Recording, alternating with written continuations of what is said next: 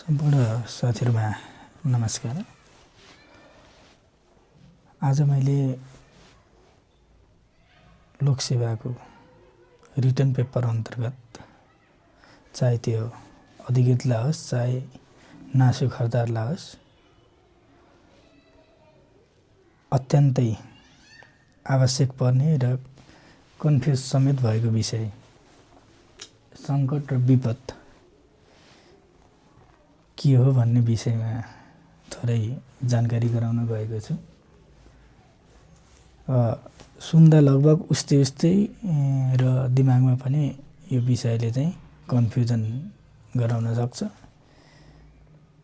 सङ्कट विपद हो कि विपद सङ्कट हो कि अथवा एकअर्कामा अन्तर सम्बन्धित छन् कि सङ्कटले विपद निम्ताउँछ कि अथवा विपद चाहिँ अल्टिमेट हो कि के हो भन्ने कुरामा चाहिँ धेरै साथीहरू झुक्किनु भएको छ।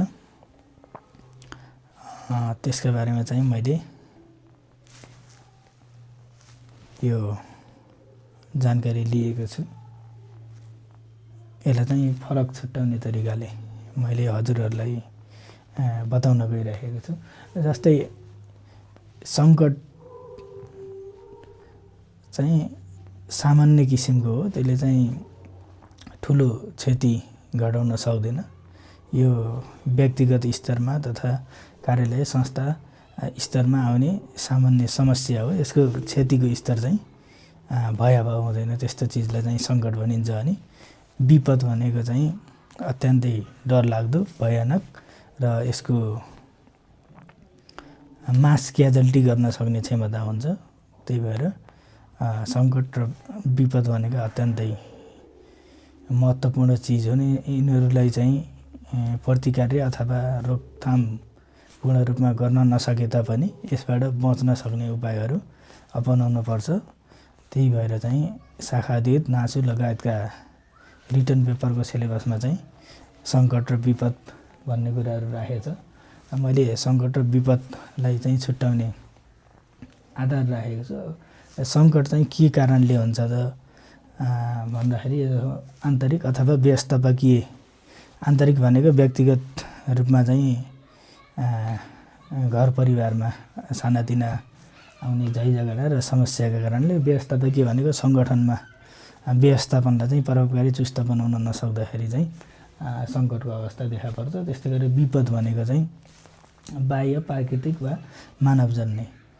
बाह्य भनेको सङ्गठनभन्दा बाहिरको तत्त्वले प्रभाव पार्ने चिज हो। प्राकृतिक भनेको चाहिँ प्राकृतिक रूपमा आउने आँधीहुरी, बतास, बाढी पहिरो लगायतका घटनाहरू, त्यसलाई चाहिँ प्राकृतिक भयो। र मानवजन्य भनेको मानवीय क्रियाकलापबाट आउने घटनाले चाहिँ विपदलाई निम्ताउन सक्छ। त्यस्तै गरेर यसको स्वरूप चाहिँ व्यक्तिगत पनि हुनसक्छ सङ्कटको स्वरूप। त्यस्तै गरेर चाहिँ विपद चाहिँ सामयिक हुन्छ अथवा यसको असरको दायरा चाहिँ ठुलो हुन्छ। त्यस्तै गरेर चाहिँ सङ्कटलाई नियन्त्रण गर्न चाहिँ आन्तरिक रूपमा सकिन्छ, व्यक्तिगत रूपमा पनि र सङ्गठनको माध्यमबाट पनि, सङ्गठनको व्यवस्थापनबाट पनि सङ्कटलाई चाहिँ निवारण गर्न सकिन्छ भने त्यस्तै गरेर चाहिँ विपदलाई चाहिँ पूर्ण रूपमा नियन्त्रण गर्न चाहिँ कठिन छ, तर त्यसलाई विपद आउनबाट चाहिँ रोकथाम गर्न चाहिँ सकिन्छ।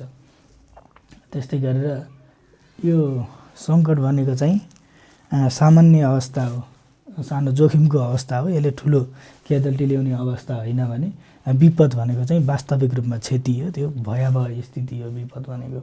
यसको सङ्कटको स्तर चाहिँ सानो हुन्छ भने विपद चाहिँ एकदम लार्ज स्केलमा हुन्छ भनेको विपद चाहिँ ठुलो हुन्छ त्यसले पुर्याउने।